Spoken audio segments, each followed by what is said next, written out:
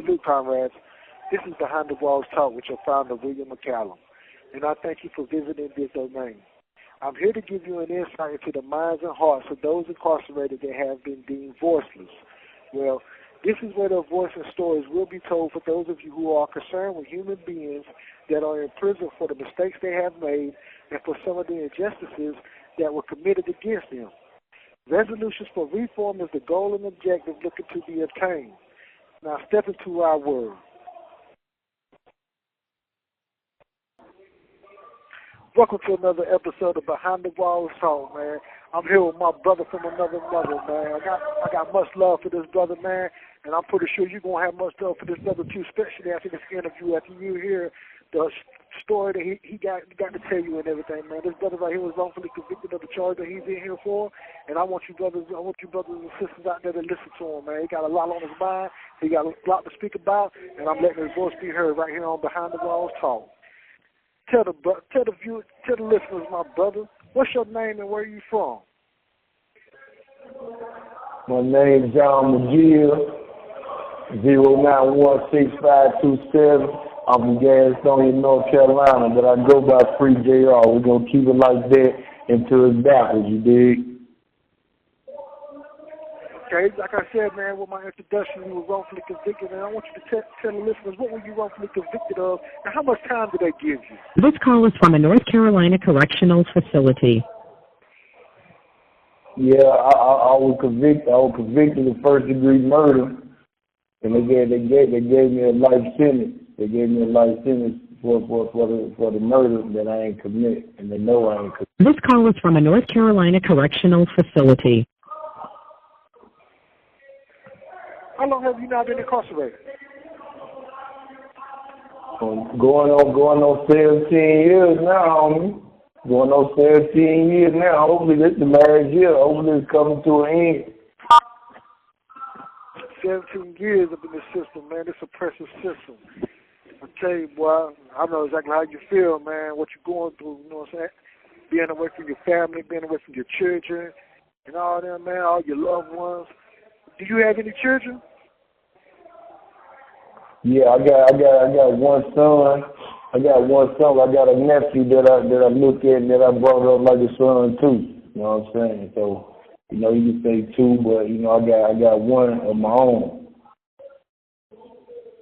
Okay, then what's your son's name, man? Give him a shout out for us, bro, right here on Behind the Walls Talk. Oh yeah. Yeah, shout out to my little mini Jaquaylin, man, aka Quay. You know what I'm saying? That's my boy. He doing everything he's supposed to. You know, he the opposite of me in all the right ways, man. He doing everything I expect of him. I can't want no more from him, man. Perfect guy. That's right, man. That's right, my brother. Hey, how does having children while being incarcerated affect your time? How does it make you feel about being absent in their lives physically, and what is it that you do to be there for them mentally and spiritually now? Yeah, so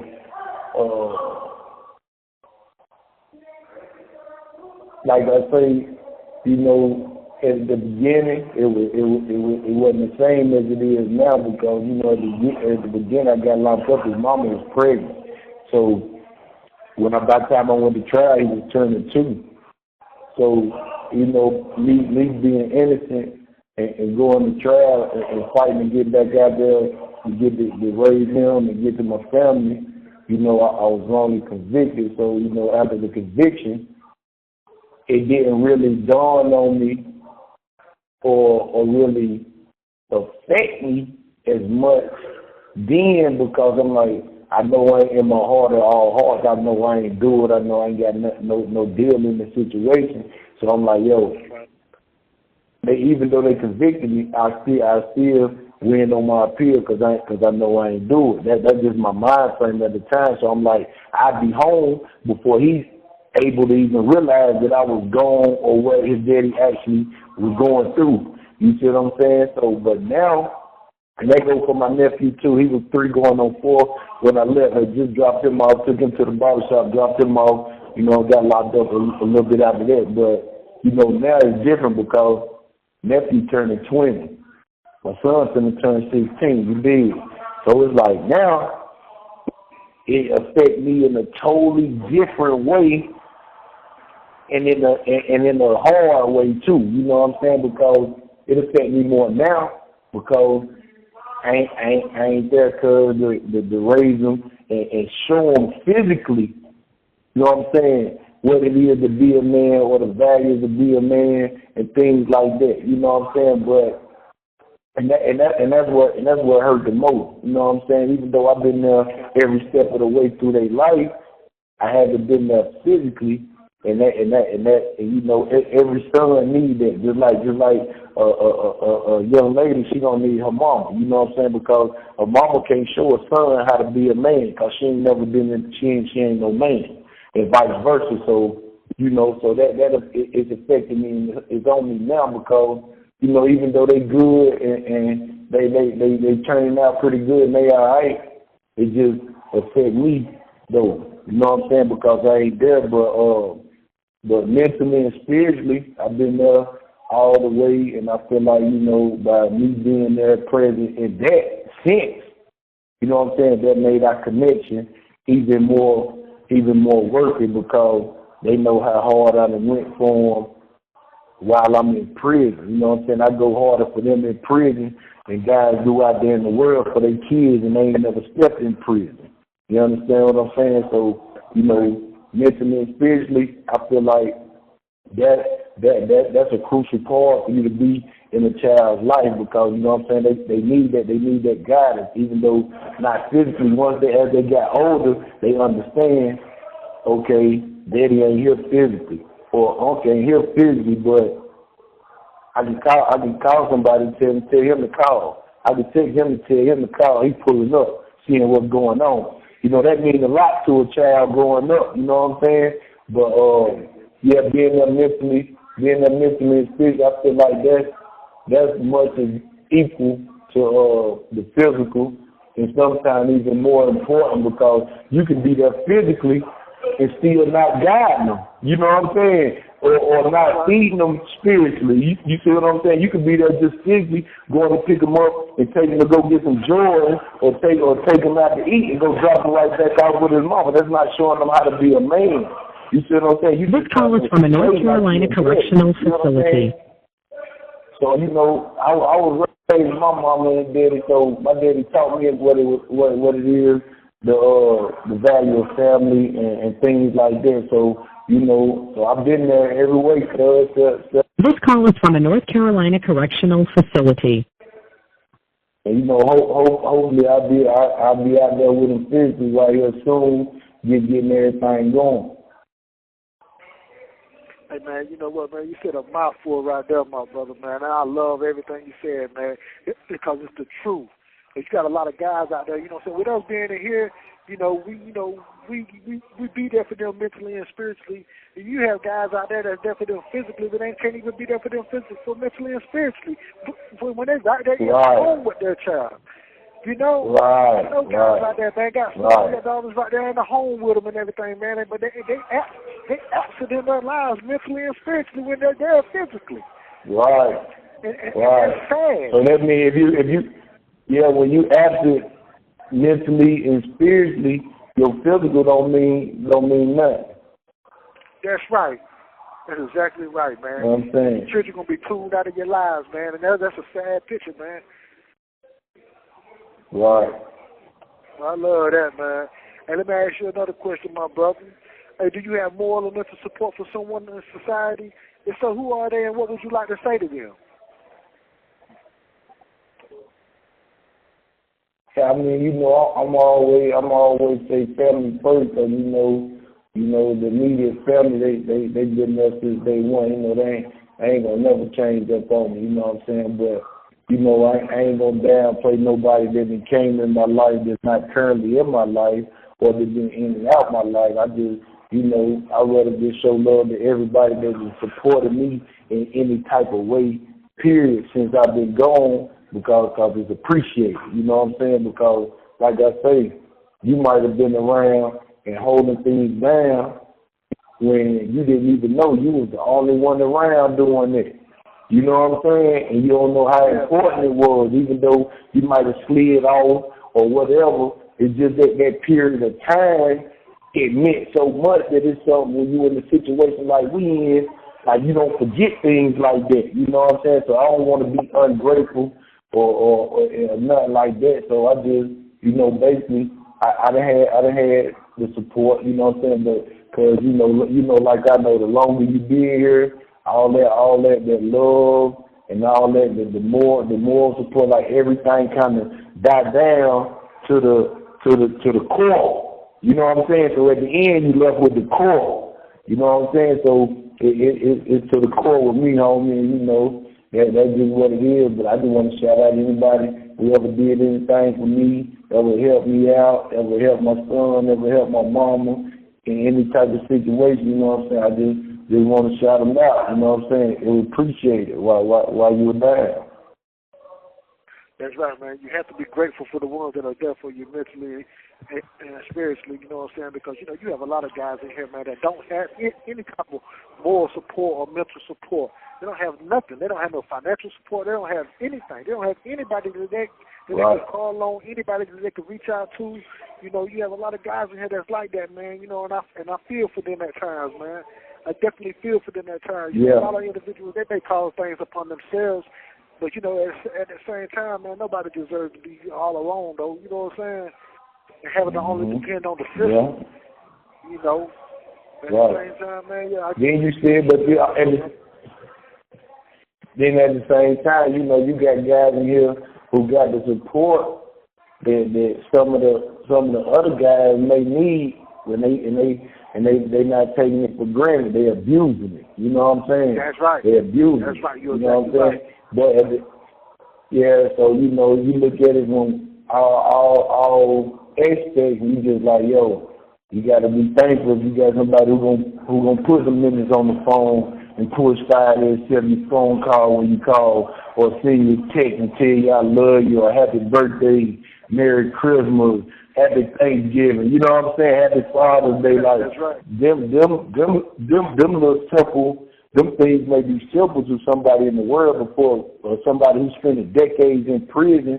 That card you sent for his birthday with pictures of his son, or that card you sent for Christmas with his family, that means more than you sent him $1,000. Because he's going to spend that $1,000, that's going to be gone. But he can always go and look on his wall or look on his tablet and see them pictures. Them pictures worth more than that. That card worth more than that. You know what I'm saying? So, right. It just depends on what you value, though. But that's something people out there in the outside world, they don't, you know what I'm saying? They don't really get it, especially like on the female aspect, because, it's more males come to prison or whatever. But on the female aspect, like, they may know, but then they'll forget. You know what I'm saying? Then, like, even for the mothers of the kids, like, if it's Father's Day, and dude, no matter what he was, if he was a deadbeat or none of that, you still want to be a woman enough, you know what I'm saying, or mother enough to show your son, send your daddy a card for Father's Day. You know what I'm saying? Regardless 60 seconds of what remaining. He did, because, you know what I'm saying, you showing him these are the type of things that you were going to expect when you is a father. You dig what I'm saying? Like, but everybody don't look that deep into it, though. We ain't got enough time, so, You have 60 seconds remaining. we locked in, we into it, all the way in, you heard. That's right. Behind the wall talk. You have 30 seconds remaining. Behind the wall talks will continue. Okay, my brother, I want to ask you another question, man. What have your experiences in prison been like, man? I'm gonna tell you like this right here to begin with, though, man. Cause my experiences in prison, I've been going through a lot of emergency transfers and everything. I don't travel on a bus myself, you know what I'm saying? Because the institution, they seem to have a problem with me with my advocating, and with me being an individual or revolutionary. I'm a political prisoner, and I stand up and I speak out against issues and situations that go on in the prison. With the way that we're living, the way that we're being fed, the way that we are treated, with the unprofessionalism and everything of that. This call is from a North Carolina correctional facility. So I speak out against prison conditions. and I want to know what have your experience been like in prison. Man, you know, I came in young and thuggy, you know what I'm saying? So, you know, I came in just like I had left the street, so, and then, you know, back then it was a different time than it is now. So, you know, back then, basically, I just came in and adapted to my environment. You know, I came straight into the jungle, the worst prison in North Carolina. So, you know, it was more like, instead of me focusing on, you know what I'm saying, the things I'm focusing on now that I've been on for the last, you know, 3-4 years or whatever, I was caught up and adapted to what was going on around me instead of sticking to what I needed to be on. You know what I'm saying? You know, in and out the hole, you know, gang banging, doing this, doing that, you know what I'm saying? Those type of things, you know what I'm saying, that basically had led me, that same image had led me to prison and led me to get wrongly convicted. You see what I'm saying? And, you know, it took me years of, you know, going in and out the hole, this, that, and third. You know what I'm saying? My son come to see me behind the glass and visit. My mom and dad had to see me behind the glass and visit. You know what I'm saying? Like, they had started taking a toll on me. You know what I'm saying? Because my people came up there and they told me, they say, "Oh, you acting like you don't care. But you got to worry what we do." You know what I'm saying? And that made me think. And right, so after they told me that, I said, yo, I ain't going to never let my son sit me behind the glass again in no chain. That was 2014.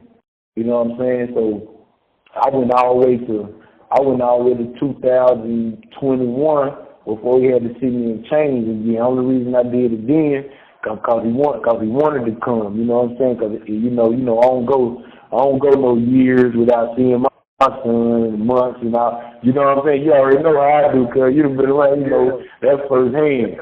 My son comes first on everything. I don't care what nobody talking about. Anybody around me, you done heard me talk about my son. You done seen pictures of my son. You know what I'm saying? Because, you know, that's my motivation every day. So, you know, now because I'm not the same person as I was when I came in prison.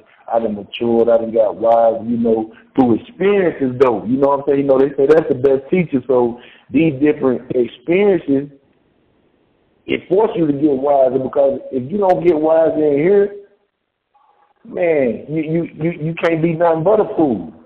You know what I'm saying? You can't be nothing but a fool, because, you know, they say you can use prison as a university, like a college, or you can look at it like it ain't nothing, but you definitely can learn. And from them experiences, man, I just started tapping more into myself, and, you know what I'm saying, my morals and principles.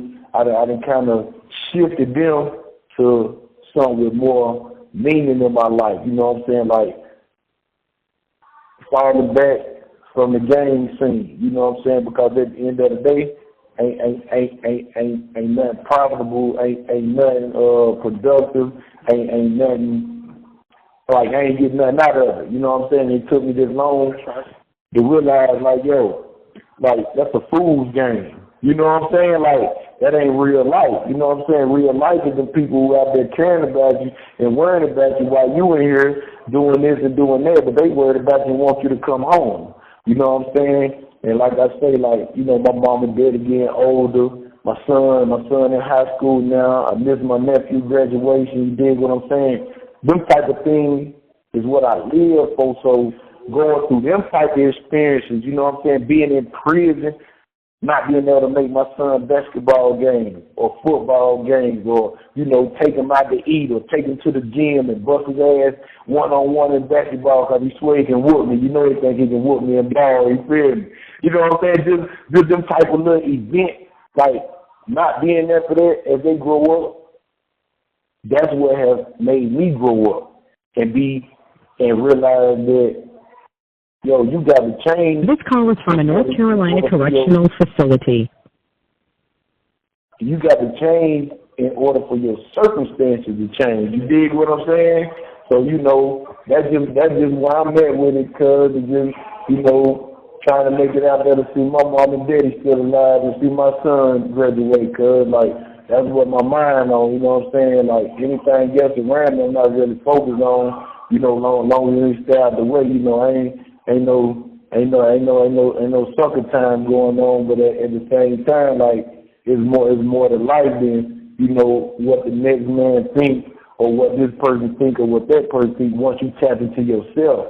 And that's what I did. I done tapped in myself, and I done realized that the values that I have, the morals and principles that I lived with for so long, and they ended like, they weren't wrong, cuz, you feel me?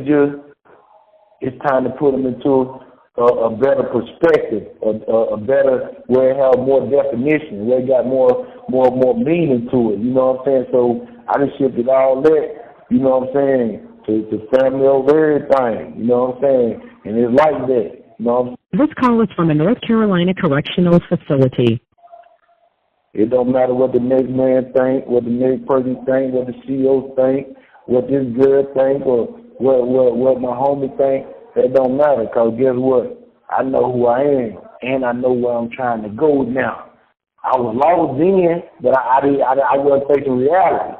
But I'm in reality now. I know what's going on. I know what I want. I know my value. I know the things that I do value, and I know my true purpose now. And you know that's what I'm striving for, cuz that's what it is. That's good, bro. That's what I love, man. You done gained the knowledge yourself. That's good. That's right. That's what's up, man. And let me ask you something else, man. Yeah. And what was your story on how you grew up as a youth? The experiences you had, the traumas you may have endured, and what it was that may have led to your incarceration. So like I mentioned, man, like, you know, growing up, you know, certain things I can't really speak on because you know, my case active and I'm trying to, you know what I'm saying, get back out there to the free world.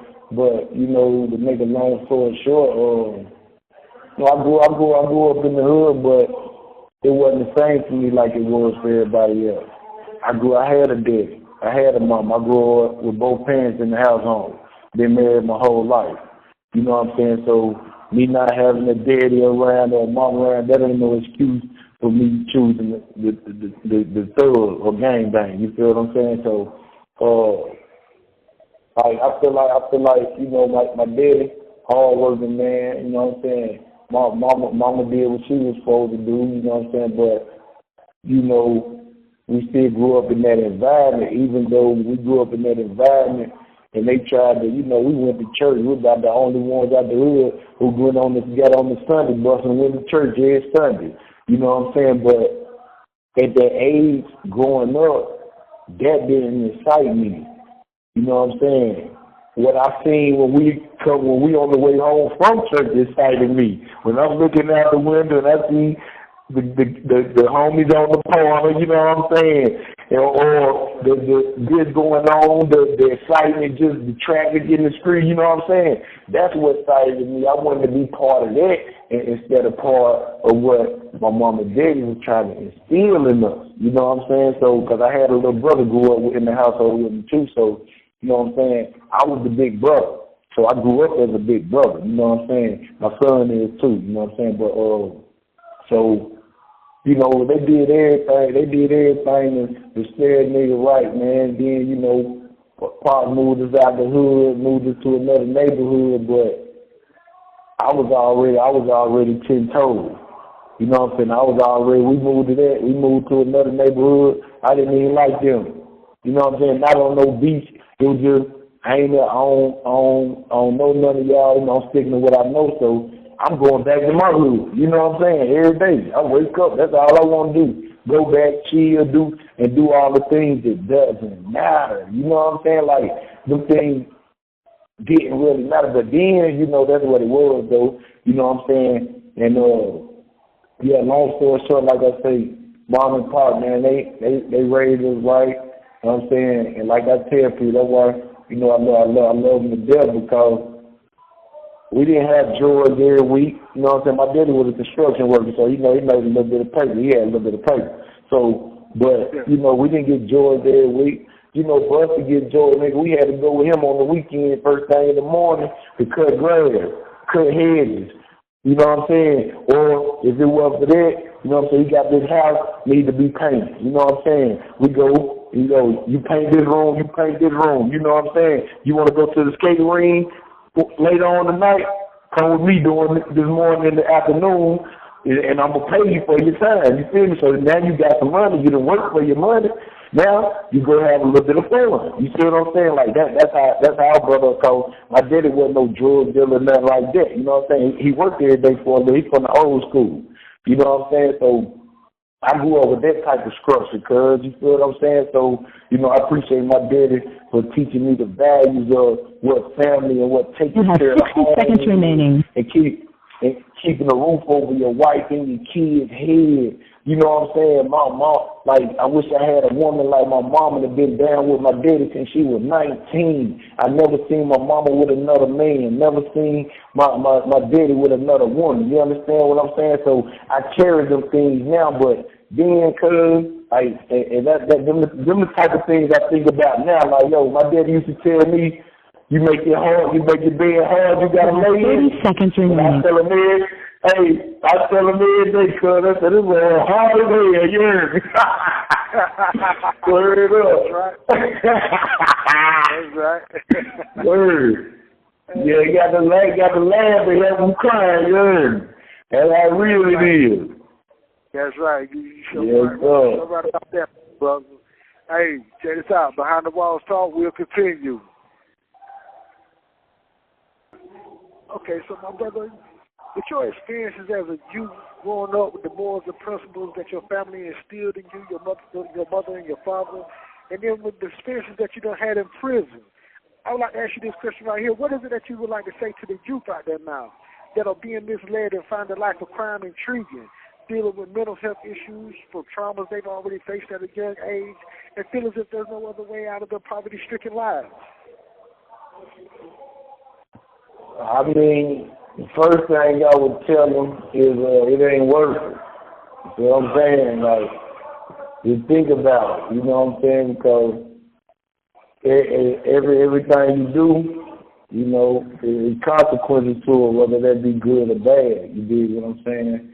So, but what I would really, you know what I'm saying, same thing I say to my son and my nephew, like... This call is from a North Carolina correctional facility. At the end of the day, like, you out there doing whatever you're doing, but you're not thinking because life is spinning so fast. You know what I'm saying? We in an environment where it slows all the way down and the world keeps spinning.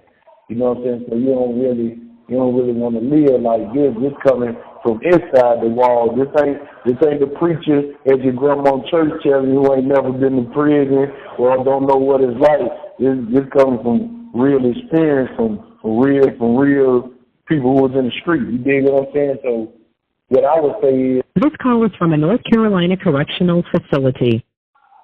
You know what I'm saying? Like, just slow down and think. Think about what you want. You know what I'm saying? Think about what your life means or what and how much you value your family. You know what I'm saying? Because, we wake up here every day, some of us anyway, you know what I'm saying? You don't know if you're going to make it out to see your mom and daddy alive. You don't know if you're going to make it out to make it for your son's graduation or, you know what I'm saying, your people may pass. You know what I'm saying? You can't go to the funeral. You know what I'm saying? Like, you got so much things that the rappers not telling you about, the YouTube not telling you about, but due to this podcast and other advocates who push me, you know what I'm saying? Like, that's why we here, you know what I'm saying? Because we speaking from behind the wall, behind the iron curtain, you know what I'm saying? So y'all will understand, like, and hearing it from first-hand experience, like, yo, y'all got to slow down and think. Especially you got kids, you know what I'm saying? What you like coming to prison because you did something reckless or something you regret, you know what I'm saying, or because somebody told on you, whatever the case may be, but you left your child out there, you know what I'm saying, you left your family out there, you left the people who care about you out there. So I would say first think about the people who care about you, you know what I'm saying? And, there's a bunch of reckless things going on with these youth now. It's just all the way out of order. You know what I'm saying? Like they catching, they reckless, they just going crazy out there, but they not thinking. They not thinking. Then you come in here and you can't take it. You know what I'm saying? Because they coming in here, you know what time it is. They 23, 24, hanging themselves, killing themselves. You know what I'm saying? Because you can't take it, but you act. Hey yo, fuck away from my door, man.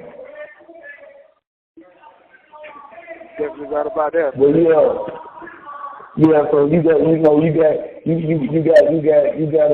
doing that, like, you know what I'm saying. That's why I would just say, just think about it, man. Think about your family. You know what I'm saying. Think about the people who care about you, because your homeboy who's smoking that blunt with you, who going out to the club with you, who's spinning the block with you. You know what I'm saying. Who doing all that with you? He ain't gonna be nowhere around when they go down. Well, he gonna be the same one telling on you and get out and be going with your baby mama or your old lady. You know what I'm saying? You thought he was your pop. You know what I'm saying? And that's just how it goes. You know what I'm saying? All them girls, all that. You know what I'm saying? Keeping it clear. They gonna be there. Yeah, they gonna ride with you at the beginning for a little bit, a couple months, might be a couple years. Right? They couple years, all that gone. You know what I'm saying? If they got it in them to keep it a couple of years. Now, you know, this is a new generation. You know what I'm saying? You know, soon as you get locked up, they might change the number on you. So, you know, yeah, you know what I'm saying? So, it's just different, man. But I just tell them, man, you know what I'm saying? Like, yo, just focus on what's important. If you get some money, get you some money and get out the way. You know what I'm saying? It ain't meant for you to live like that for the rest of your life. You know what I'm saying? Get some money, take care of your business, start you something, create some generational wealth, buy some property, buy some land. You know what I'm saying? Go to school, get your contractor license or get your real estate license. You know what I'm saying? And do something meaningful with your money so your kids, everybody will be straight all the way down the line instead of going to blow it on a grill or some jewelry or $100,000 car. You take that same $100,000 and go buy you a couple acres of land and build you a crib on it and sell it for $250 and make you got $150,000 straight like that in a month, 2 months time. You feel what I'm saying? But if you ain't got your mindset on flipping your money like that and you want to stay in the street, the feds gonna take it. You know what I'm saying? You running around killing, shooting. You know what I'm saying? They gonna set you down. You ain't gonna get away with it for long. They gonna set you down. So, you know, if it ain't worth it, man, if you doing it and you feel like it's worth it, you know, just understand there's consequences to it. You know what I'm saying? That's all I can tell them, bro, because, you know, I was hard-headed, so I know they don't want to hear it. You know what I'm saying? Because I was the same way. My dad used to tell me, OGs used to see me, young blood, sit down. Sit down, boy, for something happened to you. I'm in and out the county jail. Young blood, you'd have been back 3 times in a month. Like, sit down. They got somewhere for you now. You know what I'm saying? You know, I'm stuck, and I'm like, man, they gave my nigga got life. You know what I'm saying? Homie got 30. I'm like, man, they can't do nothing with me with those 2-3 years. I don't care nothing about that. My nigga's gone. You feel me? That was just my mindset, but at the same time, this call is from a North Carolina correctional facility. All that was signs from that God within us. All that was just signs telling you, slow down, stop, slow down, stop, slow down, stop. But we kept going. You know what I'm saying? We tried it our way. It didn't work out like that. So, you know, they say you crazy if you keep doing the same thing, thinking you're going to get different results. So, you know, it's time to change something up. I'm ready for some different results, cuz. I'm ready for some different results. Right, freedom. You did. That's right, man. And all you youth out there, man, that listening to this podcast, man, listen to Behind the Walls Talk. This call is from a North Carolina correctional facility. You better listen to this, brother. You better listen to the words this brother is speaking. He's giving you jewels. He's giving you value. He's giving you something worth hearing. And you better take heed to everything that he say, man, because he's telling you the truth. Everything that he say is truthful and factual. So make sure you listen, man. Take heed.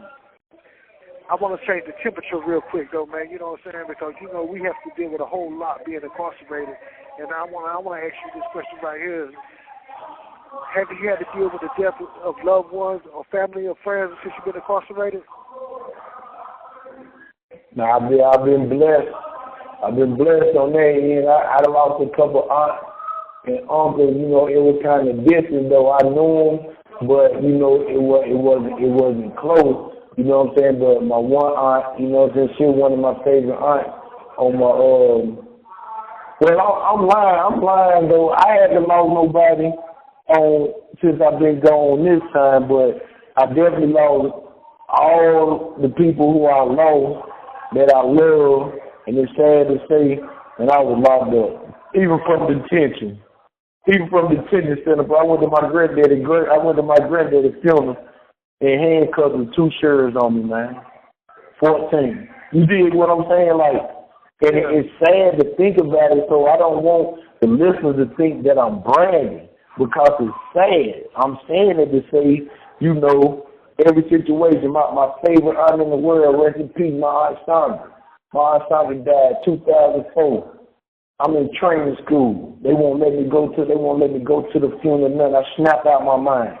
You know what I'm saying? Like things like that happen. Like, you know, Uncle Mo died, Aunt Tammy died. I'm in the county jail. Like I lost a lot of loved ones being locked up, but you know what I'm saying? Like I was still wild doing them times. You feel me? Far as this did go, I've been blessed. You know what I'm saying? I lost, like I said, I lost a couple aunts and uncles that were distant that I knew, but we didn't have the tightest bond or nothing like that. You know what I'm saying? You know, my daddy family man, so he always take us to the family reunion so we'll know what our family is and things like that or whatever. So, you know, but like most of my aunts on his side and uncles, they live their life though. They died at 70, 80, 90 years old. You know what I'm saying? So it ain't been no tragics for me in that situation. I'm blessed for that, cuz I'm blessed for that. And I hope your blessings still coming, my brother. And I hope you get out of there, get out of here and everything, man, and time enough to be out there with your family,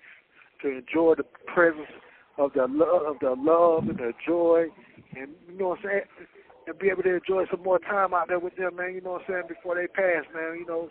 And that definitely is a blessing, my brother. You know, 'cause I hope that I'm thankful to be able to get out of here too as well, man. To be out there with my mother and my father too as well.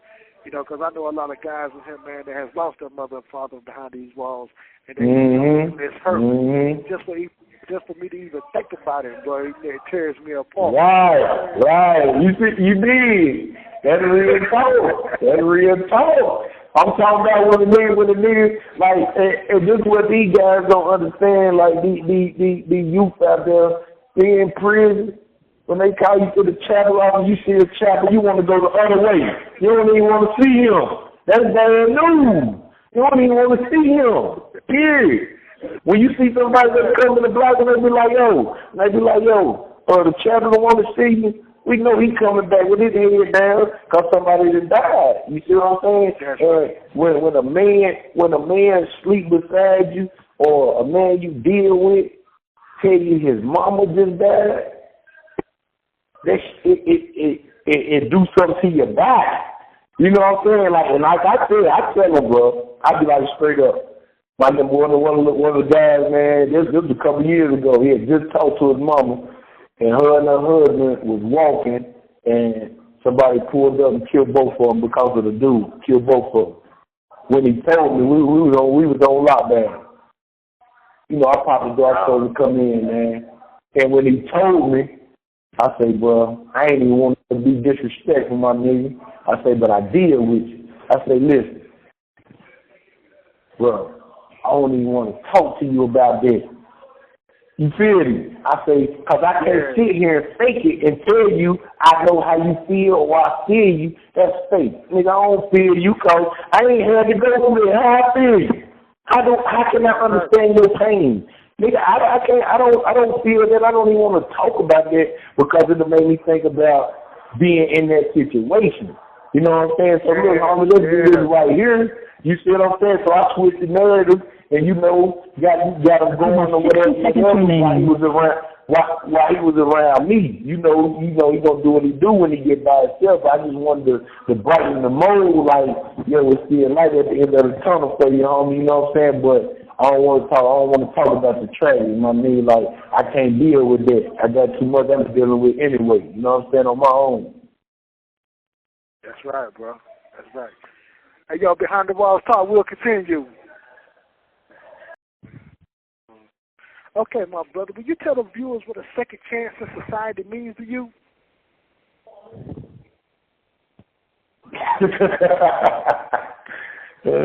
Hey, good shit. The second chance mean everything to me, like a new life, a new everything. Let's go. You know what I'm saying? Like that's just it's simple as that, but it just really means, you know what I'm saying, like a new start for real, to be honest with you, like, you know what I'm saying, like a new start, like, yo, you saying you got it right, you saying you ready, you know what I'm saying, so when it presents itself, you got to go out there and make it worth it, you know what I'm saying, because if you don't, they don't mind sending you right back in, they don't mind, but they ain't got to worry about that with me, because a second chance to me, that means it ain't no option coming back. You feel what I'm saying? That's what a second chance means to me. It means it's not an option to come back. You know what I'm saying? So that's where I'm at with that. You know what I'm saying? That just second chance means everything. I'm ready for it. Yeah, I know that's right. Well, I'm definitely ready for it myself, my brother. Hey, we got here the last question, man. Any last words you would like to share with the listeners? Yeah, man, I just want to, shout out everybody, you know what I'm saying, my family, you know what I'm saying, everybody who played. This call is from a North Carolina correctional facility. Anybody who played a part of my life throughout the struggle, you know what I'm saying, when everything was good, when everything was bad, you know what I'm saying, but really, you know what I'm saying, like, and I also want to shout out my son, mama, my nephew, grandma, you know what I'm saying, for allowing me to be in their life, in my son's life, my nephew's life, allowing me to guide and trusting me to guide them, you know what I'm saying, to the best of my ability as a father figure from being incarcerated with a life sentence. You dig what I'm saying? Like, that means a lot to me. So, shout out to them, you know what I'm saying, and really just to the youth, man. You know what I'm saying? Like, y'all just think about what you're doing, because at the end of the day, you sitting here thinking about if you're going to make it out to see your mama alive or your grandma alive or whoever is closest to you alive, or see your kids grow up. It ain't no good feeling, homie. It's stressful. You know what I'm saying? Like, you got to lay down every day and think about it. Not one time, you know what I'm saying? Unless, you get on these psych meds or something like that, but I do it wrong. I don't take no meds, I don't do no drugs, I don't do nothing. I take it out on the workout. You know what I'm saying? But that's right. I don't want to keep seeing y'all come in and be in these positions and can't handle it, because it ain't for everybody. Not saying that it's for me, it's just I'm strong-willed. You know what I'm saying? And I know my position. And, another important thing I want to say to the listeners is, and this also goes to the youth, like, homie, you don't got to be the one who pulled the trigger. You don't got to be the one who drove the car. You don't have to be the one who bought the gun. You can be either one of them. You feel what I'm saying? You can be either or. You can be in the vicinity and your phone get pinged in the vicinity and you don't even know where it happened. And they can charge you with first-degree murder and life you out. You understand what I'm saying? So I just want to make that clear so they understand, like, yo, you don't got to be the one pull the trigger. They give you a life sentence and they know you ain't do it. They know I ain't do it. They told me they know I wasn't a shooter. You know what I'm saying? But you still charge me with the same charge and give me a life sentence when you tell me and my family that you know I ain't do it. Because I got proof to show you I ain't do it. So of course you know I ain't do it. You see what I'm saying? But just to everybody out there, man, who living that life, who thugging, who getting how they live, you know what I'm saying, and got all the excuses to why you doing it. Be man enough to take your consequences when it happens to you. You know what I'm saying? And everybody don't make it to prison. the way it's going now, they put you up under here. They put you up under here. You know what I'm saying? The killing rate just went crazy, but that's really what I just want to express the most to the outside, like, you know what I'm saying, especially to the younger one, my son age, nephew age. You know what I'm saying? It's deep. It's deep, bro. I got kids out there. You know what I'm saying? So when I say this, I mean it. Like, think about it, because at the end of the day, they got somewhere for you. You know what I'm saying? If it's worth risking your life, getting killed, or coming to jail for the rest of your life, then, you know, do it. If you feel like that's what it is, then do it. I ain't gonna preach to you. But at the same time, if you want to live, see your kids grow, if you want to... This call is from a North Carolina correctional facility. If you want to be there to help take care of your mom and daddy as they get old and their health conditions start declining, or your grandma or whoever important to you, you know what I'm saying? If none of that mean nothing to you, and you want to throw your life away and continue to live reckless and paint that image for them people, because everything you're doing is not doing. Everything you posting on Facebook, Instagram, everything your rap sheet, everything you're doing is ain't doing nothing but painting a picture. So when they get you, that same image that you wanted them girls to see and the guys to see, oh, I'm a real nigga this, real nigga that, man, real ain't real no more. Straight up, real ain't real no more. You know what I'm saying? So that same image you painting, they gonna paint that to that jury when you go to trial. You know what I'm saying? Or you think you go to trial or you cop out to 20, 30, 40 years or whatever, but man, y'all just think about it, man. You know what I'm saying? One man ain't worth your life or worth your family. You know what I'm saying? Them girls, they ain't no use to killing nobody over no girl. That ain't worth leaving your kids behind or leaving your family behind. You know what I'm saying? Now, you know, things happen though. You know what I'm saying? Some people back there against the wall, so I'm not saying goddamn let somebody kill you or harm you or your family. I'm not saying that. What I'm saying is the recklessness. You know what I'm saying? Let that go. You know what I'm saying? Let that go live. Get you some money, go legit, and keep it moving. You know what I'm saying? You can make a meal legit easy these days. You know, we came up hard. You had 10,000, you were hood rich. You know what I'm saying? Now 10,000, yeah, that ain't nothing. That ain't nothing. You can't even live 2 weeks on 10,000. You know what I'm saying? They blowing through that. You know what I'm saying? But yeah, that's what I would say.